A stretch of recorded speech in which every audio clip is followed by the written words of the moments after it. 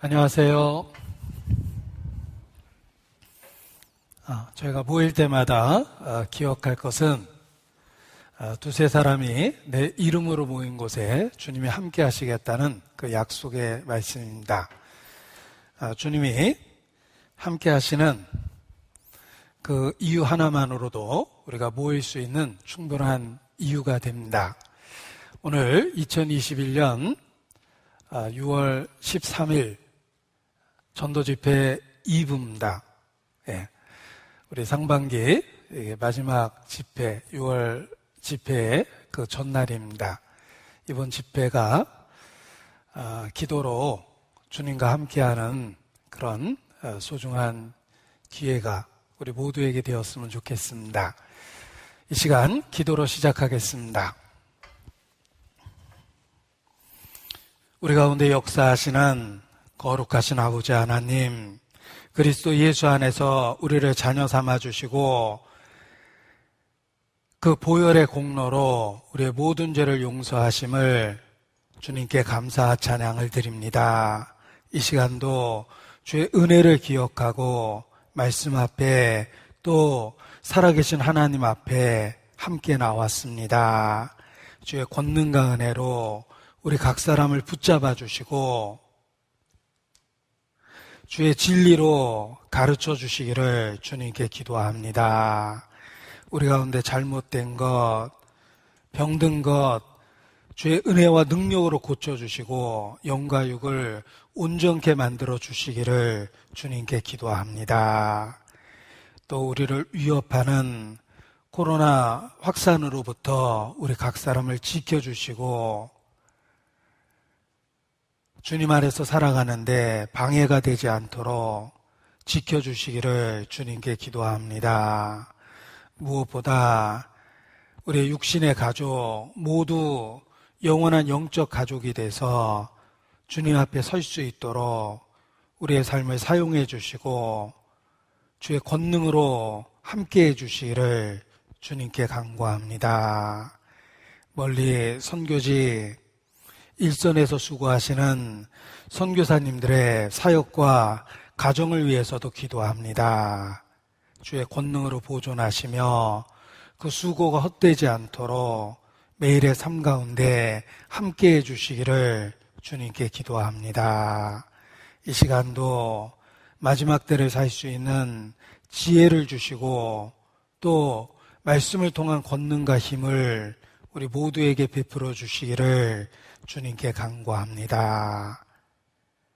햇빛으로 만물을 비춰 결식케 하는 것처럼 주의 은혜의 손길로 붙잡아 주시고 성령의 감동 감화하심으로 함께하여 주시옵소서.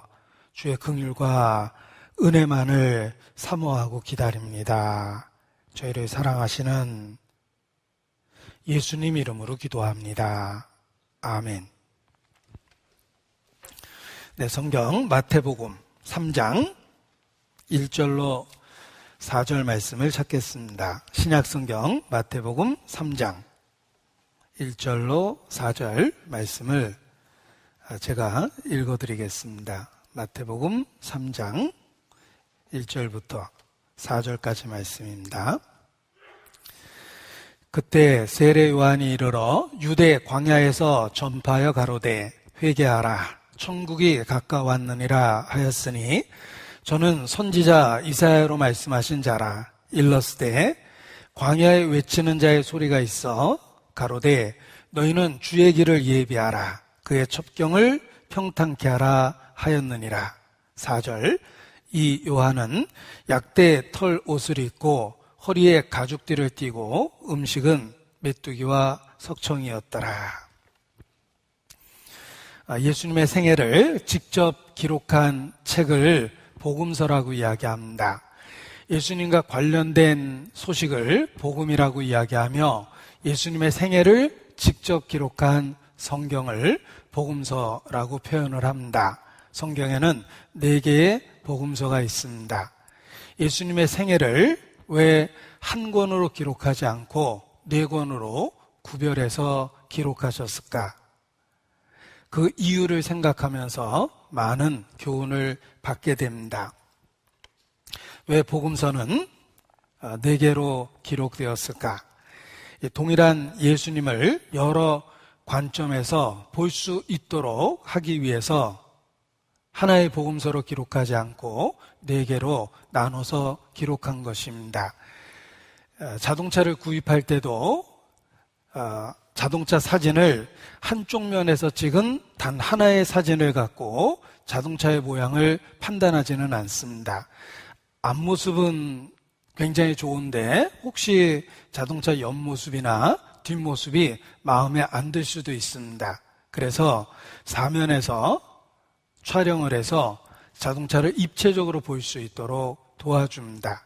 마찬가지로 예수 그리스도는 단 하나의 관점에서 이해하기 어려운 신성과 인성을 갖고 있는 분이기 때문에 사복음서라는 4개의 관점에서 각각 기록해서 예수님을 좀 더 입체적으로 알 수 있도록 만들어주신 것입니다. 예수님이 누구시며 예수님이 무슨 일을 하셨는지를 4개의 관점에서 살펴봐서 더 깊이 있게 알 수 있게 만들어주셨습니다. 성경 전체에는 이와 같이 그 4개의 관점을 일깨우기 위한 표현이 많이 있습니다. 예를 들면 하나님의 임재가 있는 지성소, 이 지성소는 성막 안에 하나님이 직접 계시는 곳입니다. 그 지성소는 정방형의 모양을 갖고 있는데 입구 쪽으로 4개의 기둥이 있습니다. 그 4개의 기둥에 휘장이 걸려 있고 그룹의 모양이 수놓아져 있습니다. 하나님께 나아가는 길이 그룹이라는 천사에 의해서 지켜주고 있다는 뜻입니다. 그런데 재미난 건 그 지성소 입구에 있는 기둥이 4개의 기둥입니다. 하나님의 성품을 이해할 때 여러 관점에서 이해할 수 있다라는 것을 가르쳐 주시기 위해서 지성소의 기둥이 4개로 되어 있는 것입니다. 또 에스겔 선지자에게 그발강가에서 구룹이라는 신성한 일종의 천사가 등장합니다. 그런데 그 그룹의 형상을 묘사하면서 4개의 생물의 얼굴이 있다 이렇게 표현합니다. 한쪽을 보니 사자의 얼굴이 있고 또 한쪽을 보니 소의 얼굴이 있고 또 한쪽을 보니 독수리의 형상이 있으며 또 한쪽을 보니 사람의 얼굴의 형상이 있더라 이렇게 묘사하고 있습니다. 이 그룹은 천사의 일종이고 하나님이 하시는 일에 대한 계시입니다. 하나님이 하시는 일도 4개의 관점에서 다양하게 이해할 수 있다는 것을 보여주시는 것입니다. 그리고 성막, 속죄 제물이 드려지는 성막도 외부에서 보면 그 성막을 덮고 있는 첫 번째 천이 보입니다. 그것이 해달의 가죽입니다. 그런데 눈에 보이는 것은 해달의 가죽이라는 첫 번째 천이 보이지만 그 안에 2번째 천이 있습니다. 그것이 붉은 물을 들인 수양의 가죽입니다.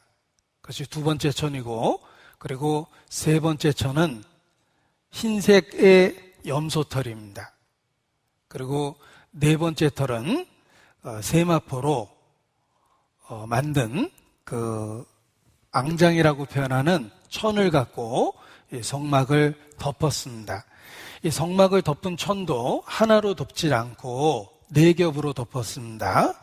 외부에서 보면 해달의 가죽만 보이지만 사실 그 안에는 세어보면 전체적으로 4개의 앙장으로 덮었다는 것입니다. 그리고 그 세마포 앙장도 배실과 청색과 자색과 홍색 실로 그룹을 수놓아서 만들어라 이렇게 말씀하십니다. 역시 4개의 실을 직조해서 만든 것입니다. 이러한 계시의 말씀은 하나님에 대한 이해가 하나의 관점에서 이해되지 못하고 여러 관점에서 이해될 수 있다는 것입니다. 인간은 제한적이고 부분적인 지식과 이해력을 갖고 있습니다. 육체를 갖고 있는 제한적 인간이 신령한 지식을 이해할 때 단편적으로만 이해할 수 없다는 것입니다. 그래서 예수님에 대한 계시도 4개의 복음서를 통해서 우리로 하여금 예수님을 다양한 관점에서 이해할 수 있도록 만들어 주는 것입니다. 복음서가 각각 4개로 기록됐다는 것을 생각해 보십시오. 이것은 혹시 내가 알고 있는 예수님에 대한 지식, 내가 경험한 예수님에 대한 지식이 전부가 아니라 전부의 일부일 수도 있다는 것입니다. 마태복음은 4개의 복음서 중에 일부입니다. 마태는 진리를 기록하고 있지만 마태가 기록한 진리가 진리의 전부는 아니었습니다. 마가, 누가, 요한에 의해서 보충되고 전체적인 게 모였을 때 비로소 온전한 예수 그리스도에 대한 지식이 됩니다. 이와 같이 내가 이해하고 있는 예수 그리스도, 내가 경험한 예수 그리스도가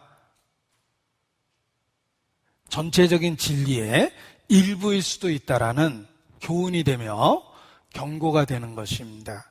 그래서 항상 배우려는 마음을 갖고 또 겸손한 마음을 갖고 말씀을 살펴보게 됩니다. 그래서 그리스도에 대한 지식을 넓혀가며 신앙이 성장할 수 있게 되는 것입니다. 내가 알고 있는 것이 틀린 것은 아닐 수 있지만 전부가 아닐 수는 있다라는 것입니다. 부분적으로는 맞지만 전체가 아닐 수도 있는 것입니다.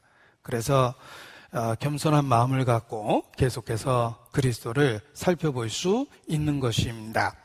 마르틴 루터라는 종교개혁자도 우리에게 조언하기를, 여기 좋은 문장이기 때문에 제가 그대로 인용을 했습니다.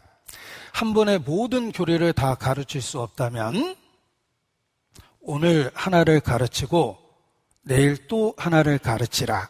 한 번에 가르칠 수 없다 하더라도 반드시 가르쳐야 한다라는 것을 강조한 것입니다. 우리가 예수님에 대해서 단번에 모든 것을 이해할 수는 없습니다.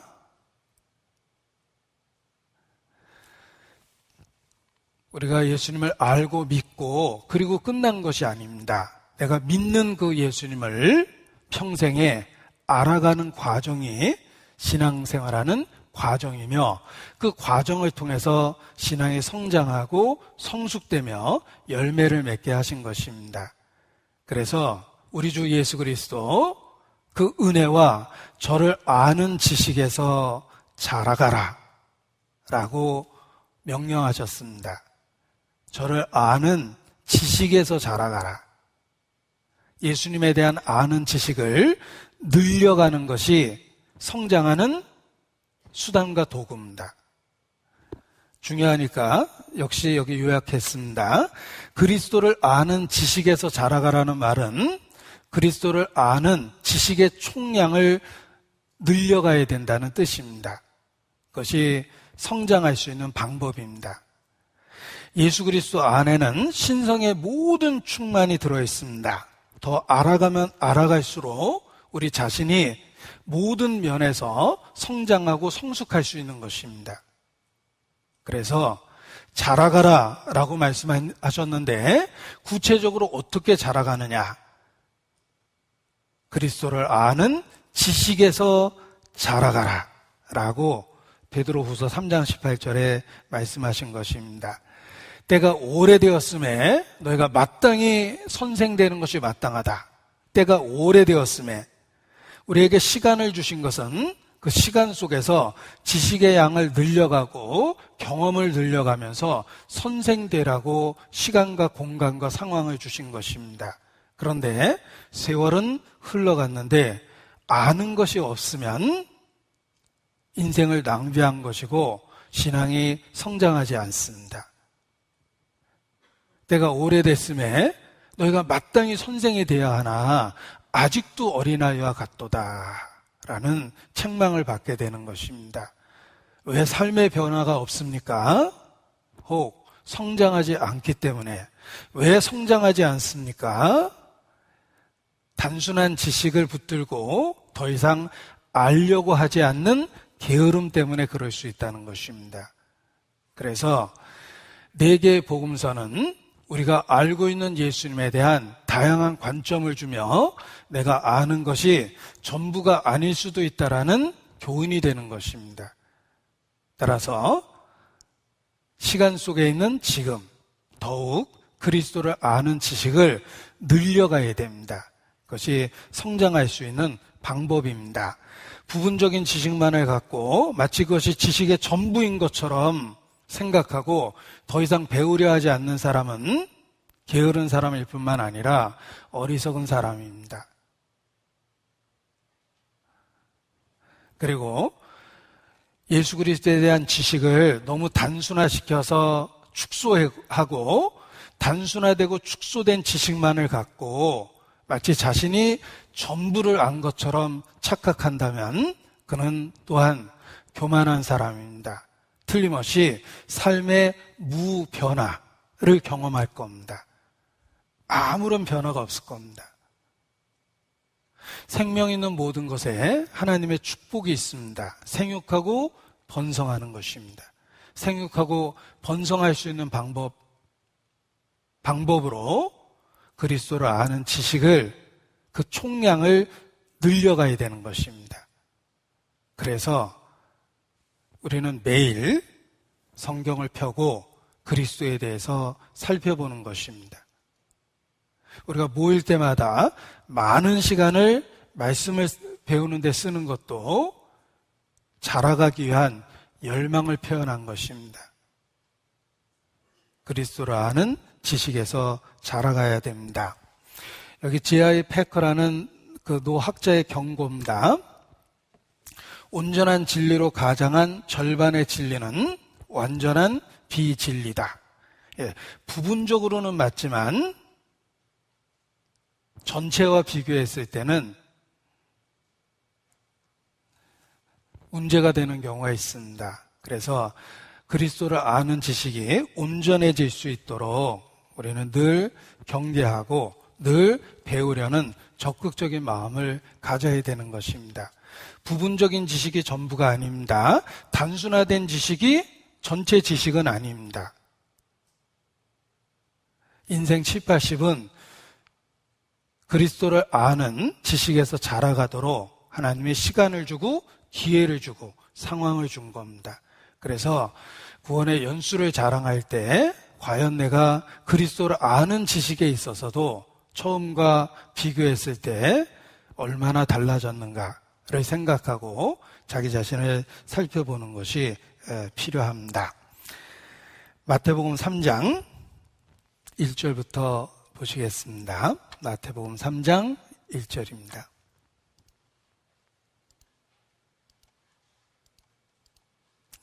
그때 세례 요한이 이르러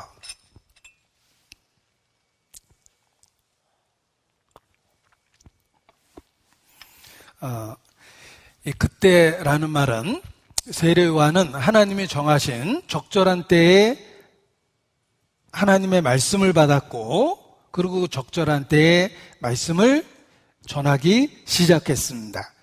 예수님도 때가 참에 여자에게서 나셨습니다.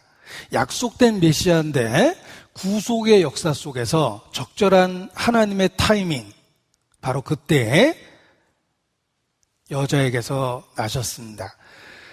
세례 요한의 사역도 마찬가지입니다. 구속의 역사 속에 하나님이 정한 그 적당한 때가 됐을 때, 말씀이 세례 요한에게 임했을 때 비로소 세례 요한은 사역을 시작했던 것입니다. 모든 일에 때가 있다라는 그 말씀을 기억해 보십시오. 농사를 져도 내가 씨를 심고 싶다고 아무 때나 심을 수 있는 게 아니고 추수하고 싶다고 아무 때나 추수할 수 있는 게 아닙니다. 자연이 정한 씨를 심는 그 때가 있고 자연이 정한 추수할 수 있는 적기라는 게 있습니다. 그래서 항상 긴장하고 자연의 변화와 일체가 돼서 활동을 해야 되는 겁니다. 잘 때 자고 깰 때 깨고 일할 때 일하고 그것을 누가 정합니까? 자기 육체가 정하는 게 아니라 이 대자연의 리듬에 맞춰서 그것을 정하는 겁니다. 하나님의 일도 그렇습니다. 그 때가 있습니다. 이른 아침에 큰 소리로 축복하면 도리어 저주처럼 여긴다는 말씀이 있습니다. 축복한 게 잘못된 게 아닙니다. 큰 소리로 축복한 게 잘못된 게 아닙니다. 문제는 이른 아침에 한참 잠들어 있을 때 소리쳤기 때문에 문제입니다. 아무리 좋은 일도 시기를 잘못 만나면 되는 일이 없습니다. 때가 있습니다. 그 때가 있다. 결국은 자연에 맞춰서 생존할 수 있는 인간, 마찬가지로 하나님의 일을 할 때도 성령과 같은 보조로 행해야 되는 것입니다. 세례 요한이 사역을 시작한 그것은 자신에게 말씀이 임했던 그때입니다. 하나님이 정한 그 시기에 비로소 일을 시작한 것입니다. 우리도 하나님과 같은 보조로 일을 하기 위해서 그때에 대한 그 판단력이 있어야 됩니다. 그래서 늘 주님과의 친밀한 교통을 통해서 시기를 분별하고 때를 정하는 것입니다. 그때 세례 요한이 이르라. 자, 세례 요한의 사역을 보십시오. 유대 광야에서 전파하여 가로되 회개하라. 천국이 가까웠느니라 하였으니 저는 선지자 이사야로 말씀하신 자라. 이사야 선지자를 통해서 미리 예언되었습니다. 세례 요한의 사역이 이미 예언되어 있었습니다. 광야에 외치는 자의 소리가 있어 가로되 너희는 주의 길을 예비하라. 그의 첩경을 평탄케 하라 하였느니라. 자, 이사야 선지자를 통해서 예언된 세례 요한의 사역입니다. 주의 길을 예비하는 것, 그의 첩경을 평탄케 하는 것. 주의 길을 예비하는 작업, 주의 길을 평탄케 하는 작업. 이것이 세례 요한의 임무였습니다. 누가복음 3장에 있는 말씀도 살펴보겠습니다. 동일한 말씀입니다. 누가복음 3장 4절. 누가복음 3장 4절. 선지자 이사야의 책에 쓴 바, 여기 똑같은 말씀을 인용하고 있습니다. 이사야 40장 3절에 인용되어 있는 말씀입니다. 광야에 외치는 자의 소리가 있어 가로되 너희는 주의 길을 예비하라. 그의 첩경을 평탄케 하라. 이것이 세례 요한의 사역입니다. 예비 사역, 평탄케 하는 사역. 여기 구체적으로 이렇게 말씀하십니다. 자, 구체적으로 보면 모든 골짜기가 메워지고 모든 산과 작은 산이 낮아지고 굽은 것이 곧아지고 험한 길이 평탄하여질 것이요. 이것이 구체적인 세례 요한의 사역입니다. 우리가 고속도로를 닦는다고 생각을 했을 때 차가 고속으로 달리기 위해서는 굽은 길이 있으면 안 됩니다. 그래서 굽은 길을 안 만들기 위해서 다리도 놓고 또 계곡도 있다면 다리도 놓고 또 돌아가야 될 일이 있다면 여러 방법으로 길을 만들어 나갑니다. 그래서 가능한 최대한 속도가 낼 수 있도록 직선의 길을 만듭니다. 고속도로 설계 자체가 그렇습니다. 주의 길을 예비한다는 것도 그런 뜻입니다. 그래서 골짜기가 있다면 메우고 산과 작은 산이 있다면 낮춰서 깎아버리고 굽은 것이 있다면 곧게 만들고 험한 길이 있다면 평탄하게 만들어서 주님이 오시는 길이 쉽게 준비될 수 있도록 그 길을 만드는 것입니다. 예수 그리스도가 오시기 전에 세례 요한은 그 예비 사역과 평탄케 하는 그 사역을 했습니다. 구원받은 모든 성도의 삶이 이 땅에서 같은 목적을 갖고 있습니다. 우리가 왜 구원받은 이후에 천국으로 바로 옮겨지지 아니하고 이 땅에 존재하는가? 또 다른 영혼을 위해서입니다. 세례 요한처럼 우리는 다른 사람이 주님을 맞이할 수 있도록 그 사람에게 주의 길을 예비하는 역할을 하며 그 사람에게 주님이 다다를 수 있도록 주의 길을 평탄케 하는 일을 하는 것입니다. 세례 요한의 그 예비 사역이 모든 성도가 이 땅에 사는 이유입니다.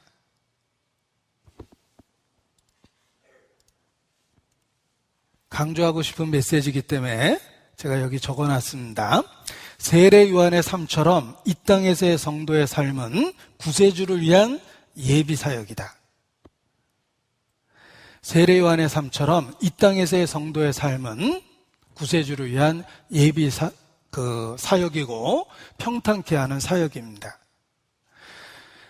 의사를 만나서 수술하기 직전에 수술 전 검사를 받습니다.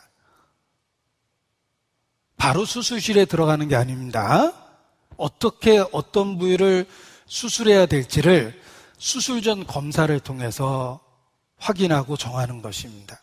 그래서 여러 검사 데이터를 갖고 수술 방법을 구체적으로 정하고 수술을 하게 됩니다. 수술 전 검사가 있고 현장에서 의사가 수술하는 일이 있습니다. 예수님이 사람을 구원하는 그 사역 이전에 예비 사역과 평탄케 하는 사역이 있습니다. 세례 요한의 사역입니다. 모든 성도가 그 일을 위해서 이 땅에 남아있는 것입니다. 구약과 신약도 그러합니다. 왜 구약이 있고 비로소 신약이 있습니까?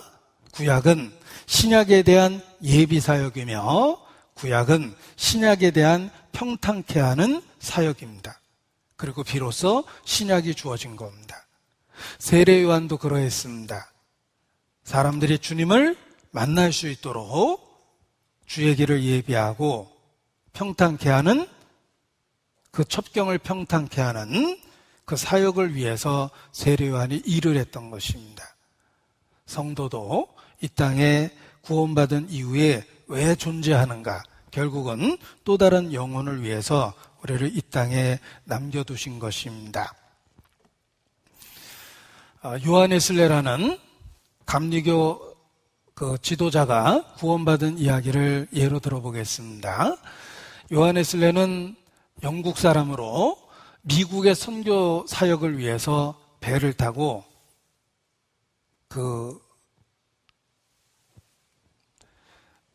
미국으로 이동하고 있었습니다. 그런데 그 긴 항해 도중에 배 안에 모라비안 교도가 있었습니다. 요한웨슬레는 모라비안 교도에 대한 나쁜 소문과 평판을 많이 들었습니다. 그들은 지나친 광신자라는 식의 나쁜 평을 계속 들었습니다.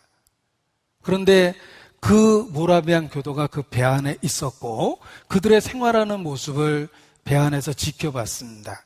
가장 경건하고 가장 이상적인 그리스도인의 모습이었습니다. 그들은 그 열악한 배 속에서 험한 일을 스스로 도맡아 했고 다른 사람들을 도와주었으며 힘들고 어려울 때마다 자원해서 나섰습니다. 나쁜 편견과 선입견이 있었는데 그들의 모습을 보고 그 편견과 선입견이 없어졌습니다. 요한웨슬레가 보기에는 자기가 봤던 그 어떤 기독교인들 중에도 가장 모범적인 모습을 갖고 있었기 때문입니다. 그리고 결정적으로 배가 풍랑을 만나서 침몰하게 되었습니다. 모든 사람이 공포 속에서 부르짖을 때 오직 모라비안 교도만이 평안하게 모여서 찬송을 불렀습니다. 요한웨슬레는 충격을 받았습니다. 죽음 앞에서 어떻게 저렇게 평안할 수 있는가 직접 물어봤습니다. 당신들은 이 배가 침몰할 것 같은데 두렵지도 않소. 우리가 혹 주님 앞에 갈 것 같기 때문에 주님께 우리 영혼을 맡기고 찬송을 부르고 있습니다. 그들은 너무나 평안하게 대답을 했습니다. 요한의 설례는 자신이 믿고 있는 신앙과 그들이 믿고 있는 신앙이 대상은 예수님이라는 똑같은 대상이지만 자신의 신앙이 뭔가 문제가 있다는 것을 스스로 깨달았습니다. 요한의 설례는 그 항해의 경험을 통해서 모라비안 교도에 대한 편견이 없어졌고 선입견이 없어졌으며 그들의 실제 생활의 모습을 통해서 참된 신앙을 본 겁니다. 그리고 그들이 거듭났다고 주장하는 그 가르침에 대한 관심을 갖게 됩니다. 단번에 삶에 일어나는 변화가 있다는 거듭남에 대한 가르침에 대한 그 관심을 갖게 되고 마침내 요한의 설례가 1738년 5월 24일 거듭났다 라고 이야기하는 것입니다. 그것이 감리교의 시작입니다. 감리교도 선교사 무덤에 가보니까 몇 년 몇 월 며칠 돌아가셨다 이렇게 안 써놨습니다. 요한의 설례 회심 몇 년에 돌아가셨다 이렇게 썼어요. 그들이 연대를 계산할 때 요한의 설례가 회심한 1738년이 중요했던 겁니다. 그 날짜를 원년으로 해서 날짜를 다시 계산할 만큼 감리교도는 요한의 설례의 거듭난 경험을 소중히 여깁니다. 그래서 그들의 첫 번째 가르침이 중생, 거듭난다는 그런 교리였습니다. 요한의 설례의 편견과 선입견이 어떻게 없어졌습니까? 요한의 설례가 어떻게 주님을 만났습니까?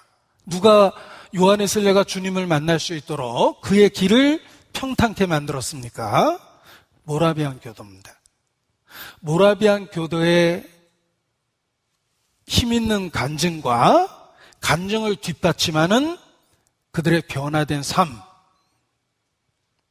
그 모습에 요한의 설례가 편견과 선입견이 없어진 겁니다.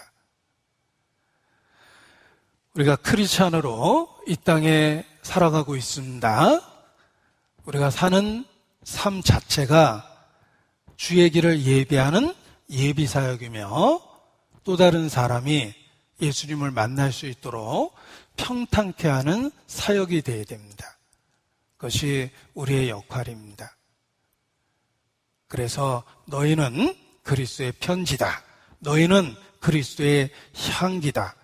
어느 곳에서든지 그리스도를 나타내는, 그리스도를 풍기는 향기가 돼야 된다. 이렇게 교훈해 주고 계시는 것입니다. 그런데 우리 자신의 삶을 한번 살펴보십시오. 우리의 생활이나 우리의 인간관계가 정말 주의 길을 예비하는 예비사역이나 평탄케 하는 사역인지 아니면 다른 사람이 주님을 만나는데 걸림이 되는 사역은 아닌지 생각해 볼 필요가 있습니다. 세례 요한의 삶은 모든 성도의 삶에 대한 모형이기도 합니다. 우리가 왜 이 땅에 살아가는가? 다른 사람이 주님을 만날 수 있는 그 길을 준비해 주는 일을 하는 것입니다. 평탄케 하는 예비사역을 하는 것입니다. 그것이 성도의 삶입니다. 본문을 다시 보겠습니다. 여기 마태복음 3장 다시 본문을 보겠습니다. 세례 요한이 사역한 곳입니다. 1절. 그때 세례 요한이 이르러 예루살렘 성전에서 전파하여 가로되,가 아닙니다. 자, 그때 세례 요한이 이르러 유대 광야에서 전파하여 가로되. 당시에 예루살렘에는 성전이 있었고 대제사장도 있었고 제사장 가문에 많은 제사장들이 있었으며 뛰어난, 예를 들면 가말리엘 문화의 율법사들도 있었습니다. 당시 예루살렘에 성전도 있고 대제사장도 있고 제사장들도 있고 율법사들도 있고 서기관들도 있고 하나님을 가장 앞서서 섬기고 있다고 자부하는 바리새인들도 있었습니다. 그런데 하나님의 말씀은 광야에서 세례 요한을 통해서 전파됩니다. 왜 유대 광야에서 하나님의 말씀이 전파됐을까? 예루살렘에 성전이 있는데 성전에서 말씀을 전파한 것이 아니라 왜 유대 광야에서 말씀이 전파되었을까? 그 이유는 당시 기득권을 갖고 있는 그 이스라엘의 종교 세력 안에 타락과 부패가 만연했기 때문에 하나님이 쓰실 수 없었던 것입니다. 하나님의 일꾼이라고 자부하는 대제사장, 그리고 율법사들, 바리새인들, 그들의 타락과 부패 때문에 하나님은 예루살렘과 그 성전에서 사역을 하실 수 없었기 때문에 유대 광야에서 말씀을 전파하도록 하신 것입니다. 당시 그 종교가 얼마나 타락했는지를 우리에게 가르쳐 주는 것입니다.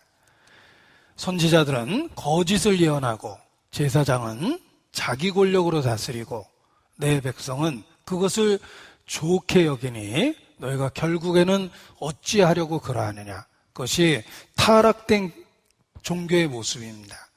결국에는 그들이 하나님의 아들까지 십자가에 못 박았습니다. 타락된 종교가 결국은 하나님의 아들을 십자가에 못 박습니다.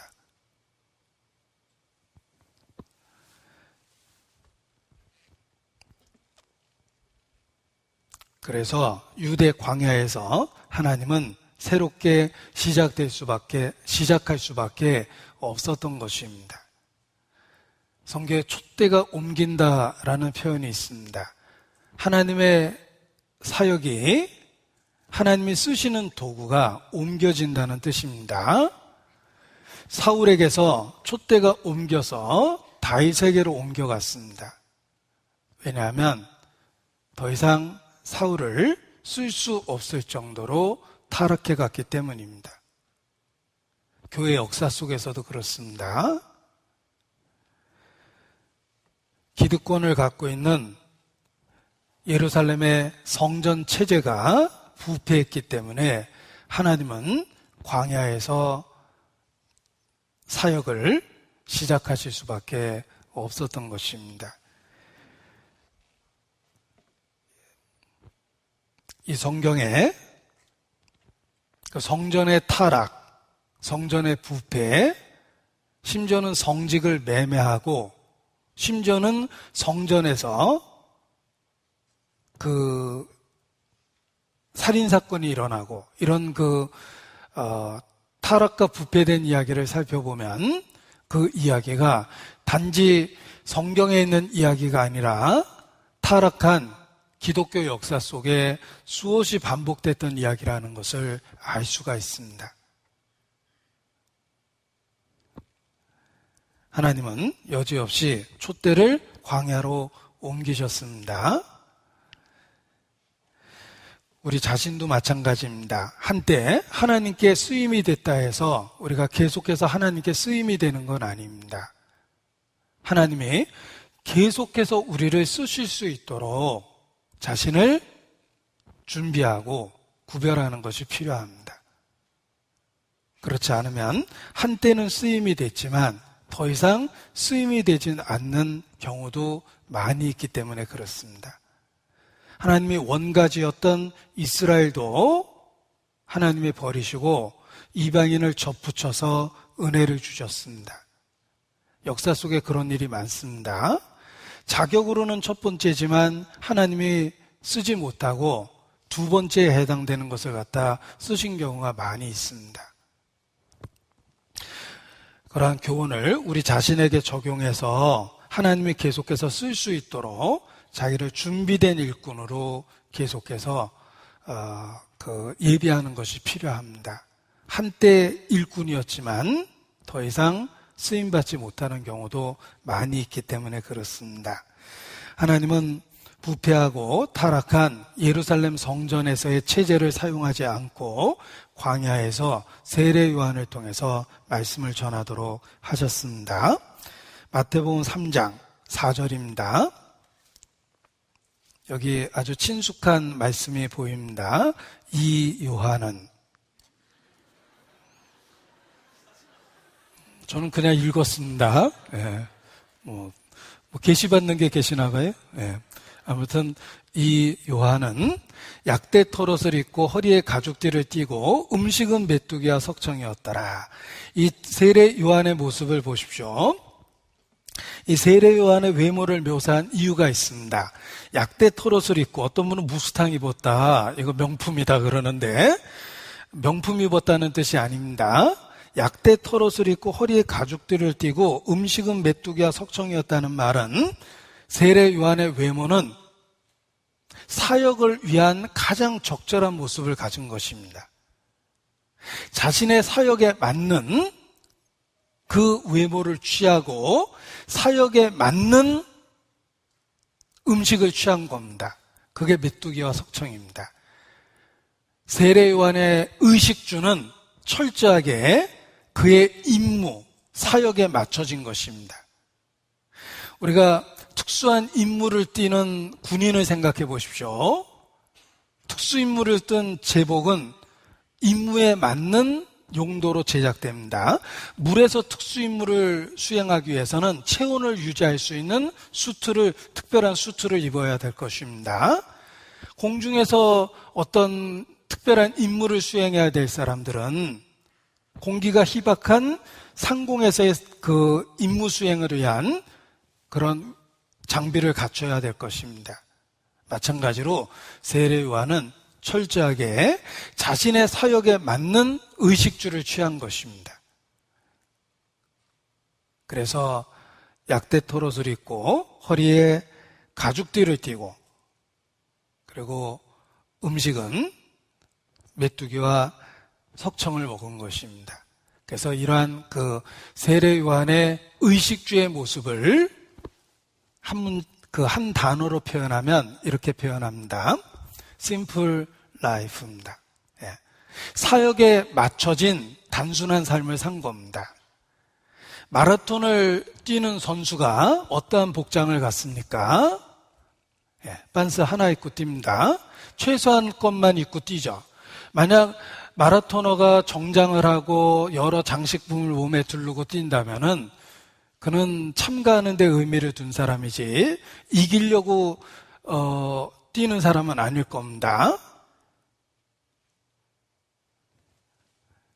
자신의 사역에 맞는 의식주를 갖고 사는 것, 이것이 지혜로운 삶이라는 것입니다. 성도의 삶도 그렇습니다. 우리가 신앙생활하기에 적합한 심플 라이프라는 게 있습니다. 예를 들면 지나치게 복잡한 인간관계, 하루 종일 만나야 될 사람이 너무 많은 사람들이 있죠. 막상 내가 죽으면 오지도 않을 사람인데 하루 종일 만나야 될 사람 많은 경우 있습니다. 그리고 참석해야 될 복잡한 모임이 있습니다. 내가 이 모임이 나한테 어떤 유익이 되는지 스스로도 잘 모르는, 아무래도 습관화된 오래된 모임들이 있습니다. 그리고 오래전부터 습관적으로 행했던 무슨 취미나 활동들도 있을 겁니다. 그래서 그냥 하루가 바빠요. 어떤 주부도 아침부터 저녁까지 바깥에서 사회생활하는 남편보다 더 바쁘고 더 피곤합니다. 남편은 하루 종일 사회에서 생존 경쟁에 치여서 일하다가 들어왔는데 들어보면 아내가 더 피곤해 있어요. 당신 혹시 사업해? 의심할 정도로 더 피곤합니다. 보니까 바쁜 이유가 있어요. 아침에는 쇼핑 가야죠. 점심에는 어디 가야죠. 저녁에는 친구들 만나야죠. 동창 만나야죠. 하루 종일 복잡한 일정 속에서 삽니다. 그게 이제 그렇게 살다 보면 정말 자신이 무엇 때문에 사는지 방향 감각을 잃어버립니다. 사역을 위해서 단순화된 그 삶의 모습이 심플 라이프입니다. 성도의 삶이 그와 같이 돼야 됩니다. 성도는 예비사역, 평탄케 하는 사역, 주님을 위한, 복음을 위한 예비사역과 평탄케 하는 사역이라는 삶의 목표를 갖고 있다면 그 목표에 맞는 심플 라이프가 돼 있어야 돼요.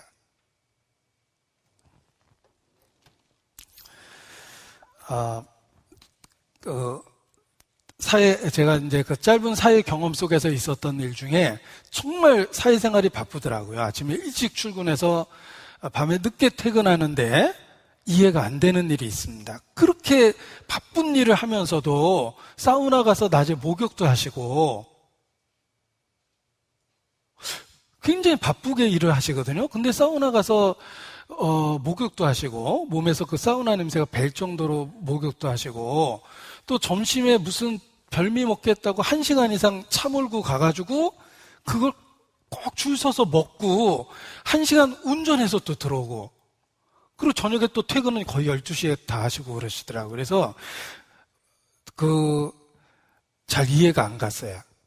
제 윗분의 이야기지만 굉장히 새벽에 일찍 출근해서 밤 12시에 집에 들어가시고 정말 열심히 일하시거든요. 근데 낮에 보면은 그 시간 쓰는 것 중에 헛되게 쓰는 시간이 너무 많다는 거예요. 사우나 가서 1시간 이상 그렇게 하시고 별미 먹겠다고 그렇게 먼 곳을 오고 가고 스스로 몸을 피곤하게 하는구나 이런 생각을 해본 적이 있습니다. 이 성도의 삶은 심플 라이프가 되어야 됩니다. 우리가 사역에 맞게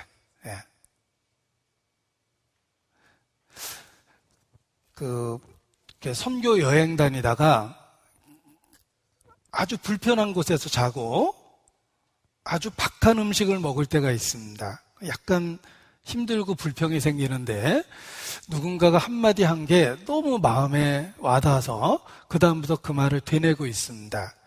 야전에서 이 정도면 훌륭하다. 야전에서 이 정도면 훌륭하다. 그렇습니다. 야전.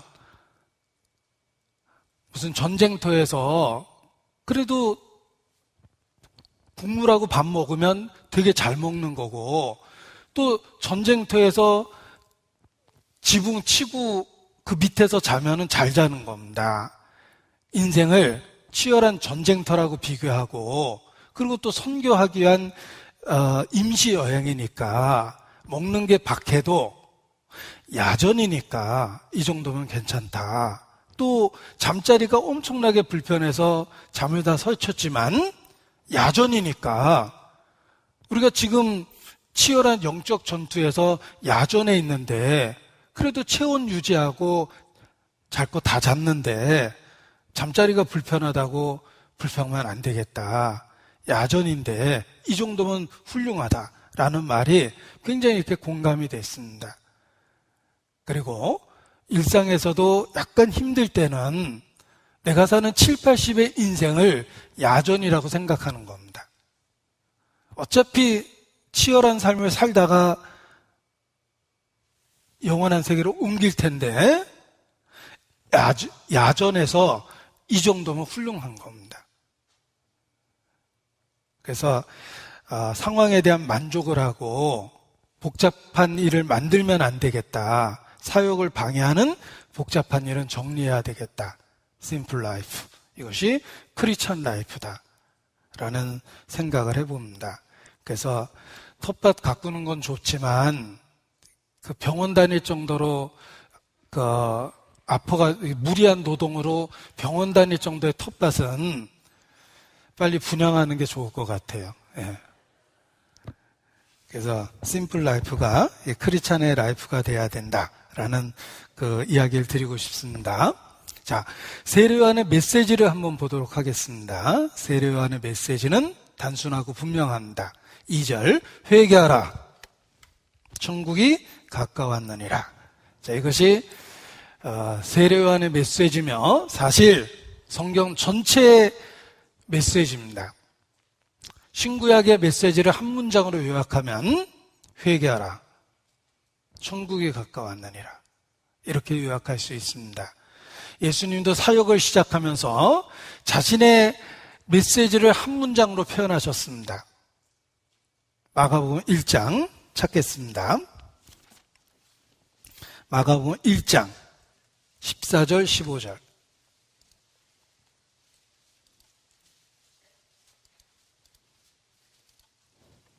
마가복음 1장 53페이지.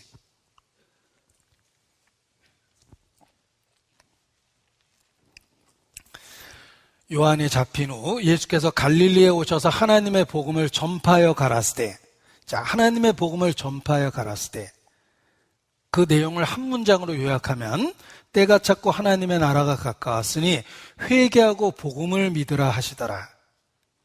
회개하고 때가 찼고 하나님 나라가 가까웠으니 회개하고 복음을 믿으라. 이것이 예수님의 사역 전체의 메시지며 성경 전체의 메시지입니다. 회개하고 복음을 믿으라. 회개하라. 하나님의 나라가 가까웠느니라. 때가 찼고 하나님의 나라가 가까웠으니 회개하고 복음을 믿으라. 이것이 성경 전체의 메시지의 핵심입니다. 세례요한의 메시지를 한 문장으로 요약한 겁니다. 이 세례요한이 여러 설교를 했을 겁니다. 회개하라, 천국이 가까웠느니라를 하루 종일 수천 번 외치진 않았을 겁니다. 이 말을 이해할 수 있도록 여러 말로 표현했을 겁니다. 그런데 그 여러 말로 표현된 내용을 한 문장으로 요약하니 회개하라, 천국이 하나님의 나라가 가까웠느니라 라는 메시지가 된 겁니다. 이것이 성경 전체의 메시지입니다. 자, 천국, 하나님이 다스리는 나라입니다. 하나님의 통치가 이루어지는 나라입니다. 이 천국은 장차 올 나라이기도 하지만 정확하게 얘기하면 보십시오. 하나님의 나라는 정확하게 얘기하면, 제가 여기 화면에 써보겠습니다. 영어를 쓰려니까 제가 입이 안 떨어져가지고 already, 하나님의 나라는 이미 왔고 not yet, 아직 완성되진 않았다. 보십시오. 하나님의 나라는 이미 시작되었고 아직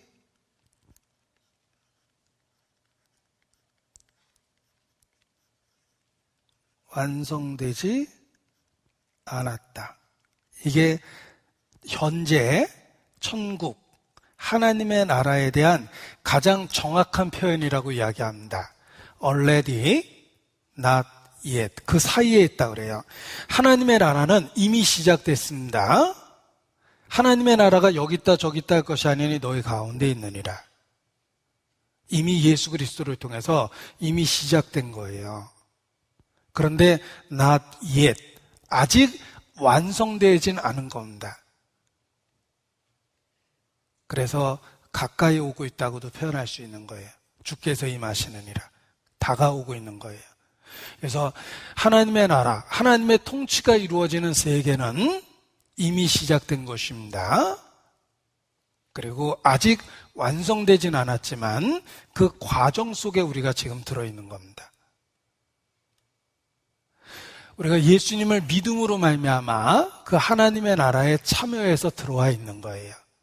그리고 아직 완성되진 않았지만 그 과정 속에서 함께 있는 겁니다. 그리스도 예수 안에서 지어져 가고 있고 우리 자신이 하나님의 나라가 된 겁니다. 너희가 하나님의 나라요 백성이라. 너희가, 성도가, 이렇게 표현하는 겁니다. 그래서 이미 시작됐고 아직 완성되지 않은 그 하나님의 나라 역사 안에, 그리스도 안에서 우리가 들어와서 참여되어 있고 그리스도 예수 안에서 지금도 지어져 가고 있는 것입니다. 그것이 정확한 하나님의 나라에 대한 개념이에요. 하나님의 나라를 죽어서 가는 장소적인 개념으로만 생각하면 제가 하는 말이 전혀 이해가 안 갑니다. 죽어서 가는 장소적 개념일 뿐만 아니라 하나님의 통치가 이루어지고 하나님이 경외받고 영광받고 그리스도 안에서 높임을 받는 곳이 하나님의 나라가 이루어지고 있는 곳인데 이미 우리 안에서 시작됐고 확장되어 가고 있는 그 가운데 우리가 있는 것입니다. 아직 완성되진 않았지만 곧 완성될 거라는 거예요. 이것이 정확한 하나님의 나라의 개념입니다. 자, 우리가 그 하나님의 나라라는 그 개념을 생각할 때 우리에게 필요한 절대적인 게 있습니다. 주께서 임하십니다. 하나님의 통치가 이루어지고 있습니다. 천국에 가까웠습니다. 하나님의 나라가 임하고 있습니다. 그 앞에서 우리에게 요구되는 절대적인 게 있습니다. 회개하라. 그것이 우리에게 요구하는 반응, 우리가 해야 될 일, 다가오는 하나님의 나라 앞에서 우리가 어떤 태도를 취해야 되는지를 요구하고 있는 겁니다. 다가오는 천국 앞에서 우리가 해야 할 일은 회개입니다. 보십시오. 예수님이 초림할 때도 주님을 만나기 위해서 필요했던 것은 회개입니다. 예수님이 재림하실 때에도 주님을 만나기 위해서 필요한 것은 우리에게 회개입니다.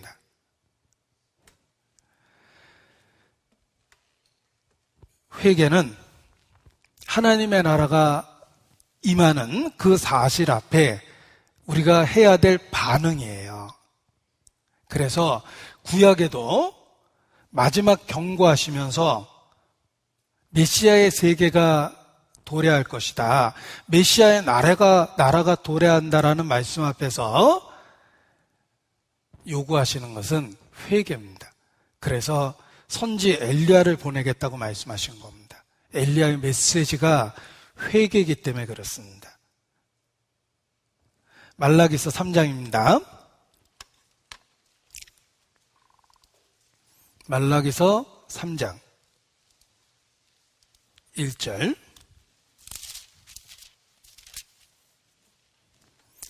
만군의 여호와가 이르노라 보라 내가 내 사자를 보내리니 그가 내 앞에서 길을 예비할 것이요 또 너희의 구하는 바 주가 호련히 그 전에 임하리니 곧 너희의 사모하는 바 언약의 사자가 임할 것이라. 자, 메시아가 임하는 그때 그 전에 메시아가 임하기 전에 내 사자를 보낼 것이니 그가 내 앞에서 길을 예비할 것이라. 그게 바로 엘리야입니다. 회개의 메시지를 갖고 있는 엘리야예요. 왕이 이 자리에 그냥 나타나는 게 아니라 왕이 들어오기 전에 먼저 들어오는 퍼레이드, 먼저 들어오는 신하들이 있고 준비된 상태에서 왕이 여기에 첫 발을 딛고 들어오는 겁니다. 왕이니까. 마찬가지로 하나님이 약속한 메시아가 도래하기 전에 내가 내 사자를 보내겠다. 그게 바로 엘리야에 대한 이야기입니다. 이 엘리야는 회개라는 메시지를 대표하는 겁니다. 어느 때까지 머뭇머뭇하겠느냐? 거스리는 자식의 마음을 아비에게로 돌이키게 하는 것. 이게 엘리야의 메시지입니다. 그래서 말라기서 4장 6절 보십시오. 말라기서 4장 6절. 성경 구약 제일 마지막 문장입니다. 이 마지막이라는 말이 비장해 보이지 않습니까? 구약 제일 마지막 문장. 그가 아비의 마음을 자녀에게로 돌이키게 하고 자녀들의 마음을 그들에게 아비에게로 돌이키게 하리라. 돌이키지 아니하면 두렵건대 내가 와서 저주로 그 땅을 칠까 하노라 하시니라. 이게 구약의 제일 마지막 문장입니다. 거스리는 자녀의 마음을 아비에게로 돌이키게 하는 것. 그게 엘리야의 메시지인데 5절입니다. 4장 5절 바로 위에 있죠? 보라 여호와의 크고 두려운 날이 이르기 전에 내가 손지 엘리야를 너에게 보내리니. 보십시오. 초림할 때도 엘리야가 옵니다. 그게 세례 요한이에요. 재림하실 때도 엘리야가 옵니다. 그래서 요한계시록 11장에 두 증인이 1260일을 예언할 것이라 이렇게 예언되어 있는 거예요. 그 두 증인이 무엇입니까? 바로 세례 요한의 메시지예요. 회개. 1260일 하나님이 정한 시기입니다. 1260일 30으로 나눠보십시오. 42달이죠. 한때 두때 반때 3년 반이라는 회개의 기간이에요. 초림 때에도 엘리야를 보냅니다. 재림 때에도 엘리야를 보냅니다. 이것은 하나님의 나라가 임할 때 인간에게 요구하시는 것은 회개하라, 이런 뜻이에요. 이것이 성경 전체의 메시지입니다. 바울의 메시지를 요약해도 그렇습니다. 사도행전 20장 찾겠습니다.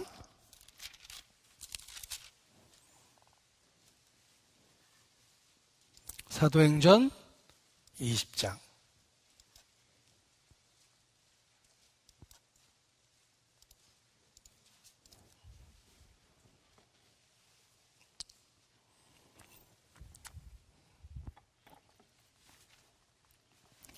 자, 바울이 눈물로 전했던 메시지, 목숨을 걸고 전했던 메시지를 한 문장으로 표현한 겁니다. 같이 읽겠습니다. 21절. 유대인과 헬라인들에게 하나님께 대한 회개와 우리 주 예수 그리스도에 대한 믿음을 증거한 것이라. 회개와 믿음. 하나님에 대한 회개, 우리 주 예수 그리스도에 대한 믿음. 이것이 바울이 눈물로 전했던 메시지, 목숨을 걸고 전했던 메시지, 그리고 죽을 때까지 전했던 동일한 메시지입니다. 우리가 다가오고 있는 하나님의 나라 앞에서 마땅히 취해야 될 반응은 회개입니다. 자신의 모습을 살펴보는 거예요. 초림 때에도 그러했고, 재림 때에도 그러했고, 그리고 매일의 삶 속에서도 그러합니다. 회개하라. 회개가 무엇입니까? 회개가 무엇입니까? 많은 그리스도인이 회개의 의미를 명확하게 이해해 보려고 노력했고, 그 노력의 결과 요약하고 정리한 문장이 있습니다. 그것이 영국의 웨스트민스터 교회당에서 정리된 신앙 고백 안에 들어있습니다. 신실한 그리스도인들의 숙고의 결과예요. 보십시오. 1, 2년이 아닙니다. 아주 오랫동안 한두 사람이 아닙니다.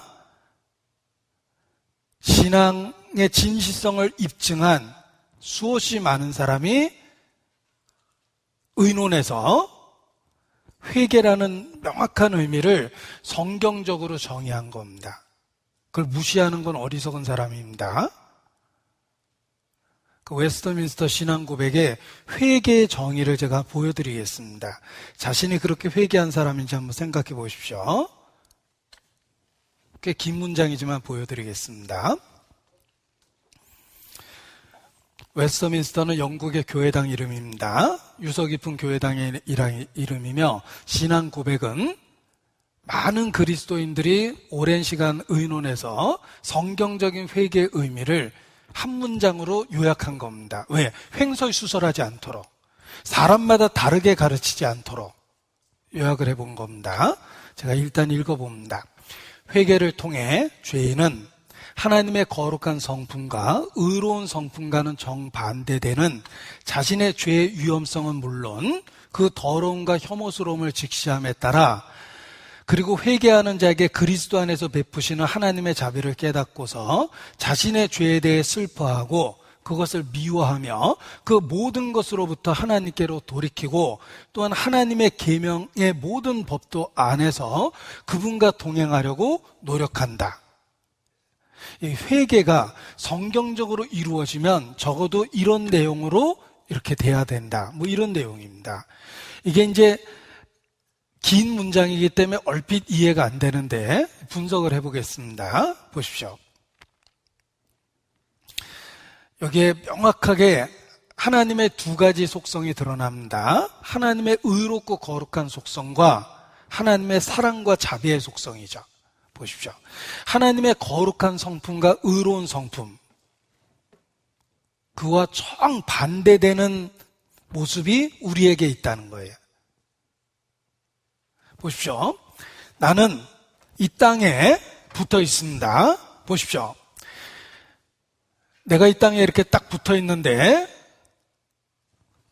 올라가서 나를 내려다보면 내려다볼수록 초라해 보일 겁니다. 1층에서 나를 내려다보면 작아 보이겠죠? 10층에서 나를 내려다보면 더 작아 보일 겁니다. 63빌딩에서 나를 내려다보시겠습니까? 정말 작아 보일 거예요. 비행기에서 나를 내려다보겠습니까? 점처럼 보이겠죠? 지구 대기권 바깥에서 나를 보시겠습니까? 거의 보이지도 않을 겁니다. 태양계 끝에 가서 저를 보시겠습니까? 거의 없는 존재일 거예요. 내가 기준을 사람 수준으로 갖고 있으면은 자기가 얼마나 작고 보잘것없는지 잘 몰라요. 그런데 기준을 높여보십시오. 하나님의까지 높여보세요. 이게 단지 공간만 높인다라는 게 아니라 도덕적 기준을 높이는 겁니다. 하나님이 얼마나 거룩합니까? 얼마나 의롭습니까? 그분이 나를 보면 그분과 정반대되는 속성을 내가 갖고 있는 거예요. 내가 성경에서 보게 되는 의롭고 거룩한 하나님의 성품과는 정반대되는 모습이 내 속에 다 있는 거예요. 미움, 시기, 질투, 분노, 탐식, 탐욕, 음란, 음탕, 성경에서 말하는 모든 죄가 우리 안에서 다 발견됩니다. 정반대되는 속성이 내게 있다는 걸 발견해 나갑니다. 회개하는 자의 특징이에요. 그리고 두 번째 하나님의 속성은 그럼에도 불구하고 우리를 사랑하신다는 거예요. 여인이 어찌 젖먹이 자식을 잊겠느냐. 그들은 잊을지라도 나는 너를 잊지 않겠다. 내가 내 자식을 사랑하는 것보다 하나님은 나를 더 사랑하신대요. 여기 두 번째 빨간색으로 표시했습니다. 회개하는 자에게 그리스도 안에서 베푸시는 하나님의 자비를 깨닫고서. 자, 이 긴 문장에 하나님의 속성 두 가지가 보이시죠? 하나님이 얼마나 의롭고 거룩한지, 그럼에도 불구하고 얼마나 우리에 대해서 그리스도 안에서 자비롭고 은혜로운지를 두 가지를 확실히 기억해 보십시오. 하나님의 거룩함과 의로움 앞에서는 죄의 혐오스러움과 끔찍함과 파괴적인 걸 보게 돼요. 하나님의 자비와 은혜 앞에서는 그럼에도 불구하고 기꺼이 나를 받아주시려는 하나님의 약속을 듣게 됩니다. 회개하는 자의 심령 속에 하나님의 두 가지 속성이 같이 작용을 합니다. 만일 하나님의 은혜가 없이 하나님의 거룩함만 작용하면 우리는 가룟 유다처럼 자살해버릴 거예요. 신을 저주하고 자신의 존재 자체를 저주하고 스스로 정죄하고 자신의 인생을 끝내버리고 싶을 거예요. 회개하는 자는 하나님의 두 가지 속성에 대한 분명한 인식이 있습니다. 그러면서 죄에 대해서는 고통, 슬픔, 아픔, 혐오스러움 이런 걸 느끼고 하나님 사랑 때문에 그 죄를 벗어버리고 떨쳐버리고 하나님 뜻대로 살고자 하는 열망을 갖게 된다는 것입니다. 그래서 애통하는 자가 복이 있다. 의에 줄이고 목마른 자가 복이 있다. 죄 때문에 슬퍼합니다. 통증을 느끼죠? 그리고 주님, 나를 극도로 사랑하는 주님 안에서 살고 싶기 때문에 의에 줄이고 목마르는 의에 대한 갈증과 열망을 갖게 돼요. 그게 회개하는 사람의 마음속에 틀림없이 있다는 겁니다. 자, 여기 하나님의 두 가지 속성이 드러난 이 내용을 보면서 죄에 대해서 다시 한번 생각해 보겠습니다. 그리고 제가 다시 읽어드리겠습니다. 보세요. 회개를 통해 죄인은 하나님의 거룩한 성품과 의로운 성품과는 정반대되는 자신의 죄의 위험성은 물론 그 더러움과 혐오스러움을 직시한다. 죄가 얼마나 위험스럽고 더럽고 파괴적이고 혐오스러운지를 확실히 안다는 거예요. 그리고 회개하는 자에게 그리스도 안에서 베푸시는 하나님의 자비를 깨닫고서 자신의 죄에 대해서 슬퍼하고 그것을 미워하며 그 모든 것으로부터 하나님께로 돌이키고 또한 하나님의 계명의 모든 법도 안에서 그분과 동행하려고 노력한다. 이게 회개의 상태예요. 우리 자신이 과연 이런 모습이 있는지를 살펴봐야 됩니다. 죄에 대한 아픔이 있습니까? 슬픔이 있습니까? 죄에 대한 바른 기준이 있습니까? 내가 잘못된 거지, 내가 그 일을 반복한다고 해서 죄를 타협하면 안 돼요. 기준을 무너뜨리면 안 돼요.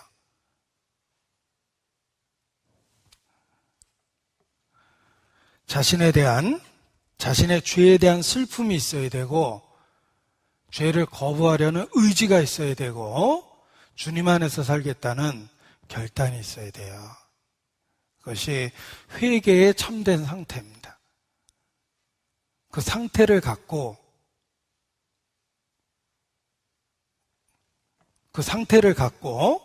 우리가 하나님의 나라를 바라보고 사는 겁니다. 보십시오. 아주 중요한 이야기를 드리고 싶습니다. 우리가 믿어서 구원을 받습니다. 그런데 이 믿음이라는 말의 또 다른 언어가 회개입니다. 믿음이라는 단어를 다르게 표현하면 회개예요. 어떤 빠른 동작을 봤을 때 어떻게 했는지 잘 모르시지만 부분 동작으로 볼 수는 있죠. 먼저 손을 안으로 넣고 그 다음에 한 번 돌려서 바깥으로 뺐다. 빠른 동작을 부분적으로 나눠서 두 동작으로 볼 수 있습니다. 믿음이라는 말을 부분 동작으로 보면 회개와 믿음으로 이렇게 구별돼요. 그 두 개가 절대 구별되는 이야기가 아닙니다. 내가 예수님 믿는다라는 말은 회개하는 상태에 있다는 뜻이에요. 회개와 믿음은 구별되는 게 아닙니다. 동전의 양면성이에요. 하나님에 대한 회개와 우리 주 예수 그리스도에 대한 믿음은 분리되는 게 아닙니다. 내가 죄를 슬퍼하기 때문에 그리스도를 붙잡는 거예요. 그리스도를 붙잡기 때문에 의를 사모하고 그렇게 살려고 노력하다 보니까 회개하게 되는 거예요. 회개와 믿음은 붙어 있는 겁니다. 한 동작 속에 들어있는 거예요. 우리는 예수님 믿는다라는 말을 많이 사용합니다. 그리고 그 결과를 좋아하죠. 죄를 용서받았다. 죄 용서받았다는 건 결과입니다. 원인은 주 예수를 믿은 거예요. 그런데 그 믿는다라는 말을 바꾸면 회개한 거예요. 회개와 믿음은 동전의 양면성이라고 그랬습니다. 같은 내용을 둘 다 분리될 수 없는 내용을 한 번에 표현한 겁니다. 그걸 여기다 제가 요약을 해봤습니다. 보세요. 회개와 믿음은 동전의 양면성과 같다. 회개는 믿음을 지는 회개이며 믿음은 회개하는 믿음입니다. 회개라는 말이 단독으로 쓰기가 어렵다는 거예요. 회개는 믿음을 지닌 회개며 믿음이라는 말은 회개하는 믿음이에요. 그래서 동전의 양면이라고 그런 거예요. 성경에 믿어서 구원을 받는다라는 말도 많지만 회개하고 구원받는다라는 표현도 많습니다. 왜냐하면 회개한다는 말에 믿음이 뒤따르기 때문에 그렇습니다. 진정한 믿음은 반드시 회개가 전제되어 있고, 진정한 회개는 믿음을 반드시 수반한다라는 거예요. 이 두 개가 분리되는 게 아닙니다. 그래서 내가 믿어서 구원을 받았다는 말도 맞지만 하나님 앞에 회개해서 구원을 받은 거예요.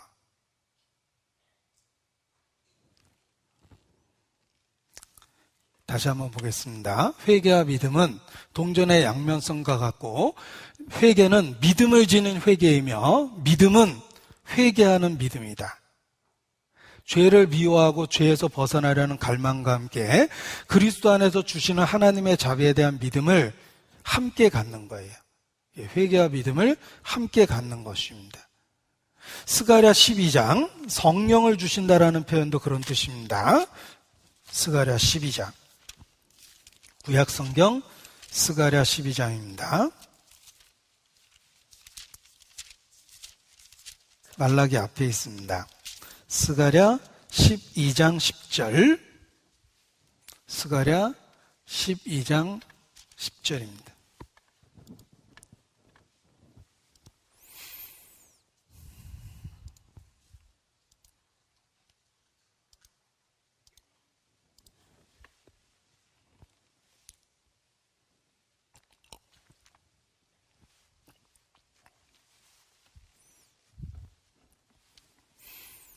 스가랴 12장 10절, 내가 다윗의 집과 예루살렘 거민에게 은총과 간구하는 심령을 부어주리니, 이 성령을 주신다는 뜻입니다.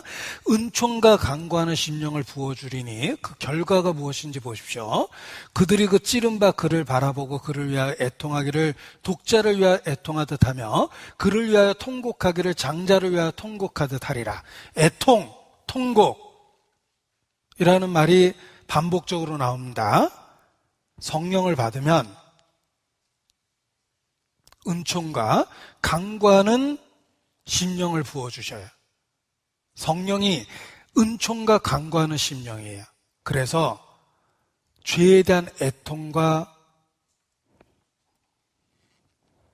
통증이 생기는 거예요. 죄에 대한 고통이 생기고 죄에 대한 슬픔이 생기고 그렇습니다. 그래서 예수님의 십자가가 나 때문이라는 걸 확실히 알게 되는 거예요. 그 끔찍한 십자가가 죄의 결과라는 걸 압니다. 성령이 오신 거예요. 그래서 죄사함의 확신이 생기는 겁니다. 주님의 죽음은 헛되이 될 수 없기 때문에. 보십시오. 스가랴 12장 10절은 성령을 주시는 약속입니다. 그 결과가 13장 1절이에요. 13장 1절. 그날에 죄와 더러움을 씻는 셈이 다윗의 족속과 예루살렘 거민을 위하여 열리리라. 속죄의 은혜가 쏟아 부어지는 겁니다.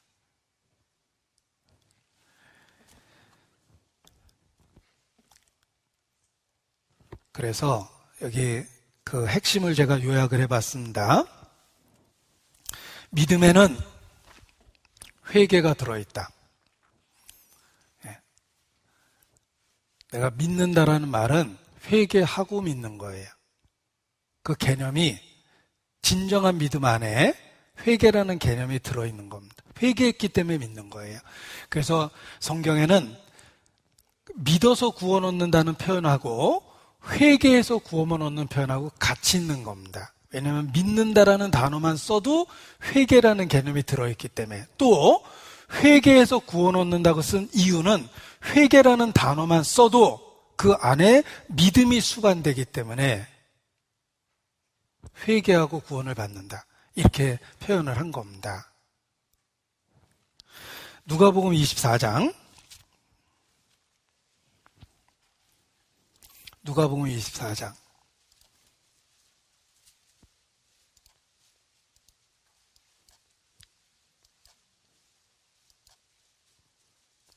46절, 예수님 말씀입니다. 또 이르시되 이같이 그리스도가 고난을 받고 제3일에 죽은 자 가운데 살아날 것과 또 그의 이름으로 죄사함을 얻게 하는 회개가 예루살렘으로부터 시작하여 모든 족속에게 전파될 것이 기록되었으니, 보십시오. 죄사함을 얻게 하는 믿음, 이렇게 안 했죠. 죄사함을 얻게 하는 믿음이 기록된 게 아닙니다. 죄사함을 얻게 하는 회개가 기록됐다고 그랬죠. 왜냐하면 회개라는 단어 하나만 써도 그 안에 믿음이라는 개념이 들어있다는 거예요. 동전의 양면이라고 그랬잖아요. 그래서 믿는다라는 말만 써도 회개의 개념이 들어있고, 회개라는 말만 써도 믿음이라는 개념이 들어있는 거예요. 그것이 구원 얻는 믿음입니다. 구원 얻는 회개고. 이 베드로의 설교에도 그렇습니다. 베드로가 회개하라라는 말을 쓰면서 구원과 연관시키는데, 회개라는 개념에 믿음이 들어있기 때문에 그렇게 표현한 겁니다. 사도행전 2장 37절, 지금 읽은 건 예수님 말씀이고요. 베드로 사도의 설교 속에도 있습니다. 사도행전 2장 37절. 저희가 이 말을 듣고 마음에 찔려 베드로와 다른 사도들에게 물어 가로되, 형제들아 우리가 어찌할꼬 하거늘, 베드로가 가로되 너희가 회개하여 각각 예수 그리스도의 이름으로 세례를 받고 죄사함을 얻으라. 그리하면 성령을 선물로 받으리니. 회개하여 죄사함을 얻으라. 이 회개라는 개념 속에 회개와 믿음의 개념이 들어있기 때문에 그런 겁니다. 3장 19절.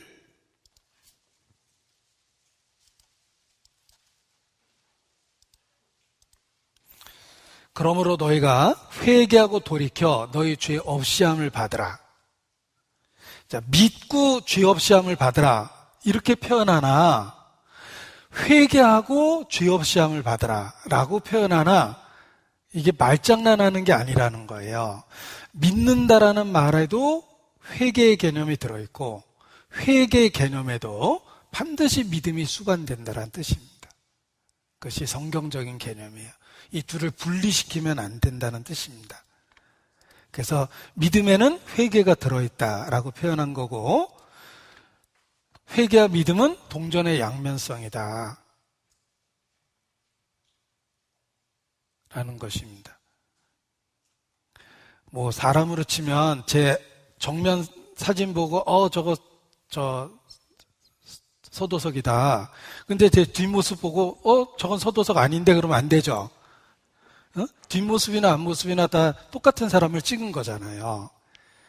믿음과 회개가 분리될 수 없는 양면성이 있다는 거예요.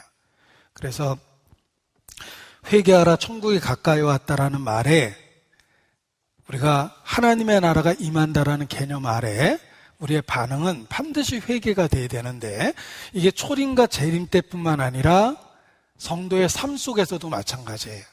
그래서 내가 믿고 있다라는 말이 현재형이듯이 회개는 하나님 앞에 현재형이에요. 죄는 감추거나 숨길 수 있는 게 아닙니다. 하나님과의 사귐 속에 있고 빛 속에 있기 때문에 항상 하나님 앞에 드러나야 되는 거예요. 감출 수 있는 존재가 아니에요. 우리가 우리 죄를 자백하면 저는 미쁘시고 의로사 우리 죄를 사하시며 우리를 모든 무리에서 깨끗하게 하실 것이요. 하나님의 자녀가 된 사람에게 한 말입니다. 하나님의 자녀만이 자백하고 용서받아요. 하나님의 자녀가 아닌 사람은 피 흘림이 있어야지 죄를 용서받아요. 피 흘림으로 용서받은 하나님의 자녀만이 자백해서 하나님과의 사귐을 회복하는 거예요. 따라서 내가 예수님을 믿는다라는 믿음도 지속성, 현재성을 갖고 있는 것입니다. 마치 내가 결혼식을 해서 지금도 부부 관계를 갖고 있는 거예요. 마찬가지로 믿음은 한 번 믿고 끝난 게 아니라 그때 믿어서 믿음의 현재성을 갖고 있고, 회개는 일상의 삶 속에서 매일 반복되고 있는 거예요. 특히 성도는 죄를 감추고 살 수 있는 게 아니라는 거예요. 하나님과의 교통이 있기 때문에 죄를 자백하고 용서받고 책망받고 혹은 징계받고 하나님과의 사귐을 회복하고, 이 과정이 계속 있는 겁니다. 그래서 내가 예수님을 믿는다라는 말 속에 이 회개의 현재성이 들어있다는 걸 알아야 되고, 믿음이라는 말에 회개가 들어있다는 건 우리의 삶은 하나님 앞에 고백할 만한 뭔가가 꼭 있다는 것입니다. 우리의 삶은 결코 완전할 수가 없어요. 하나님 앞에 서면 뭔가 고백할 우리의 잘못이 있어요. 빛 가운데 섰기 때문에. 그래서 성도의 삶은 자백과 회개의 연속이 되는 거예요. 주기도문도 그렇습니다. 우리가 우리에게 죄 지은 자를 사하여 준 것처럼 우리 죄를 사하여 주옵시고, 하늘에 계신 아버지, 아버지라고 부르고 한 이야기잖아요. 그래서 이 회개의 개념 속에 나의 일상에 타협된 것이 있어서는 안 된다. 그것이 있다면 자백해야 되고 돌이켜야 된다. 바른 기준을 갖고 살아야 된다. 라는 것이 계속 들어있는 겁니다. 이 믿음의 또 다른 언어가 회개라는 걸 기억해 보십시오. 그것은 우리의 삶을 바로 세워주는 기준이 됩니다. 그리고 내가 주님께 신앙을 고백하고 있는 한 잘못되기가 어려워요. 주님에 대한 신앙을 고백하고 있기 때문에 죄는 죄예요. 잘못된 건 잘못된 거예요. 기준은 바로 서기 때문에 내가 잘못한 거예요. 고백할 수밖에 없어요. 고백 안 하면 책망받고 징계받고, 자백하면 저는 미쁘시고 의로사 우리 죄를 사하실 뿐만 아니라 그 불의로부터 우리를 깨끗게 하십니다. 이게 이제 성도의 삶입니다. 에베소서 보시겠습니다. 에베소서.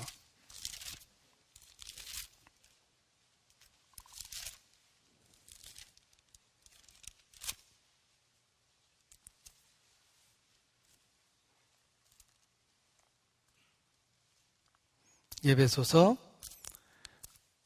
5장 11절 13절까지입니다. 에베소서 5장.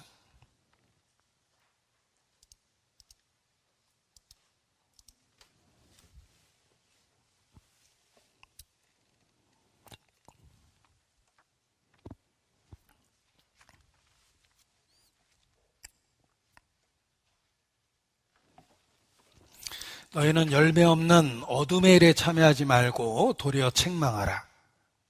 죄는 죄다. 타협될 수 없다. 기준은 분명히 해라. 저희 은밀히 행하는 것들은 말하기도 부끄러움이라. 죄라는 게 그렇습니다. 그러나 책망을 받는 모든 것이 빛으로 나타나나니 나타나지는 것마다 빛이니라. 하나님과의 교통은 빛 가운데 있는 것입니다. 그 하나님과의 교통은 작은 죄도 드러냅니다. 드러나는 것마다 빛 가운데 드러나고 죄를 죄로 인정하게 되고 그것으로부터 벗어날 수 있게 만들어주는 거예요. 타협되면 안 되는 겁니다. 이것이 빛의 자녀로 살아가는 것입니다. 너희는 열매 없는 어둠의 일에 참여하지 말고 도리어 책망하라. 책망을 받는 모든 것이 빛으로 나타나나니. 바른 기준을 세우고 하나님 앞에서 죄는 죄라고 인정을 하고 살아야지 죄를 극복하고 이길 수 있는 겁니다. 이제 자백과 용서와 회복과 이런 것들을 경험하게 되는 것입니다. 마틴 로이드 존스 목사가 했던 걸 제가 인용해 보겠습니다. 거짓 선지자를 분별하는 방법입니다. 거짓 선지자 분별하는 방법 중에 분명한 방법이 있습니다. 죄를 가지고 있고 진행적인 죄를 갖고 있음에도 불구하고, 죄를 품고 있음에도 불구하고 설교를 들어도 편안하고 위로가 된다면 거짓 선지자의 메시지예요. 진행적인 죄가 있고 죄를 마음에 품고 있고 타협되어 있고 숨긴 죄가 있다면 설교를 들을 때 불안해야 돼요. 정말 주님이 그 가운데 계신 거예요.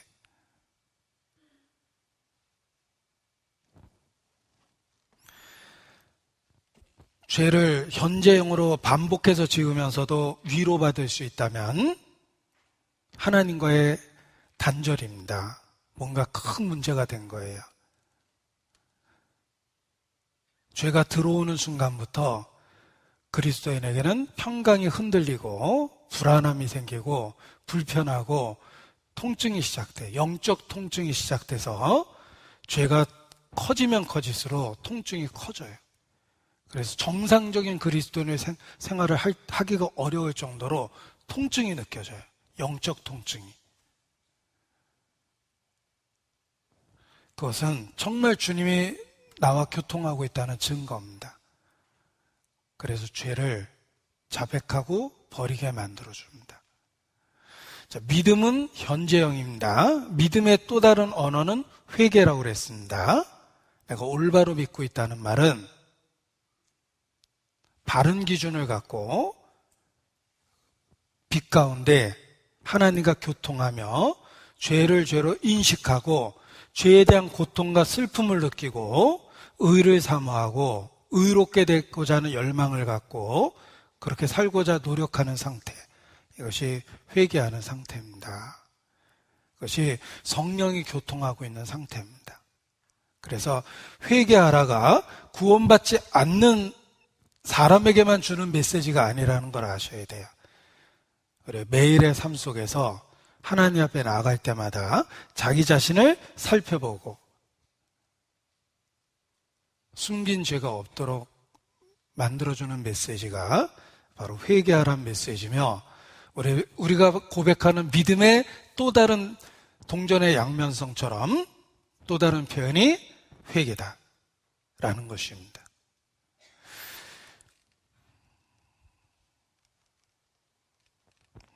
제가 끝으로 이게 좀 어려워서 제가 말이 망설였는데 그냥 읽어만 드리고 소개만 해드리는 거로 이렇게 하겠습니다.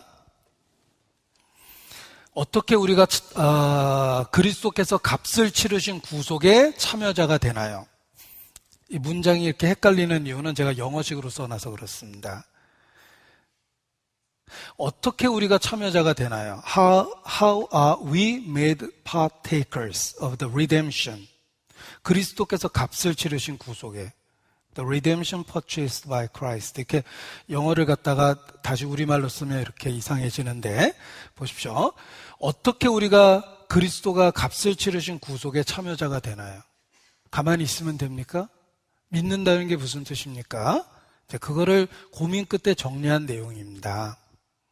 웨스트민스터 소요리 문답입니다. 우리가 구속에 참여하게 되는 것은 그리스도께서 값을 치르신 구속을 그의 성령께서 우리에게 효과적으로 적용하신 덕분입니다. 성령이 그리스도의 사역을 우리에게 적용을 하는데 어떻게 적용하시냐면 그리스도께서 값을 치르신 구속을 성령께서 우리에게 어떻게 적용하시나요? 어떻게 적용하시냐면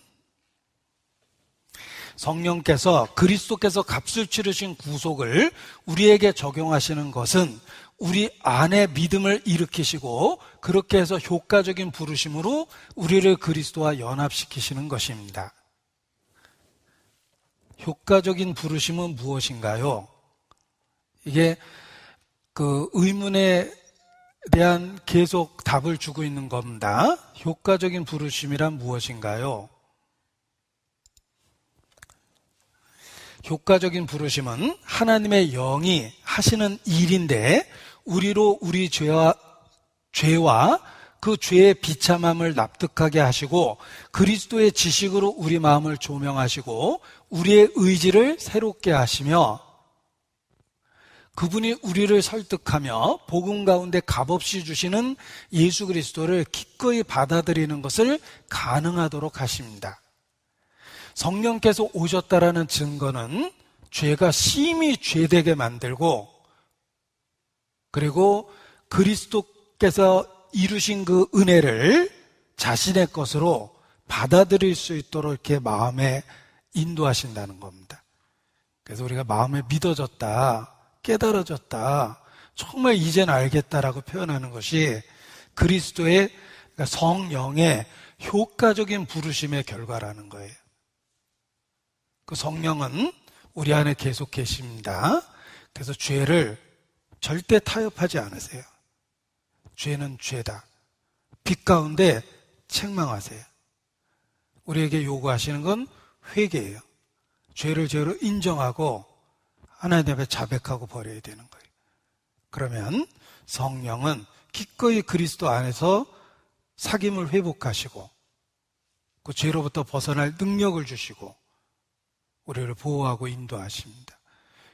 그래서 그러한 경험을 신앙 생활 속에서 늘 할 수 있도록 만들어주는 것입니다. 그래서 믿음의 또 다른 언어가 회개다. 우리는 회개와 믿음을 매일의 삶 속에서 경험하고 사는 것입니다. 하나님의 나라가 다가오고 있습니다. 이러한 때 우리가 더욱 강조해야 될 것은 회개하라. 천국이 가까웠느니라. 라는 메시지입니다. 초림 때에도 그러했고 재림 때에도 그러하며 매일의 삶 속에서도 그러합니다. 자, 끝으로 광고 하나 드립니다.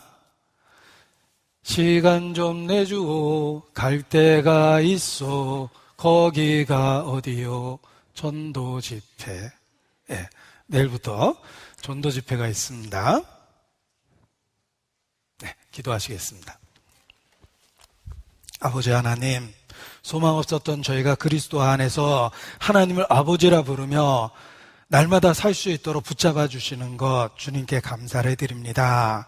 우리의 믿음이 현재형이고 그 믿음 안에 매일의 삶 속에 회개가 있다는 것을 일깨워 주시고 가르쳐 주신 것 주님께 감사를 드립니다. 다가오는 주님 나라를 바라보면서 우리 자신을 살피는 회개의 삶이 되고 주의 능력으로 새롭게 될 수 있도록 늘 이끌어 주시기를 주님께 간구합니다.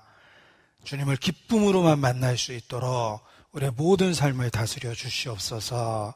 또 6월 14일 집회도 주의 권능으로 예비하시고 함께해 주시기를 주님께 간구합니다. 저희를 사랑하시는 예수님 이름으로 기도합니다. 아멘. 네, 월간 뉴스 읽겠습니다.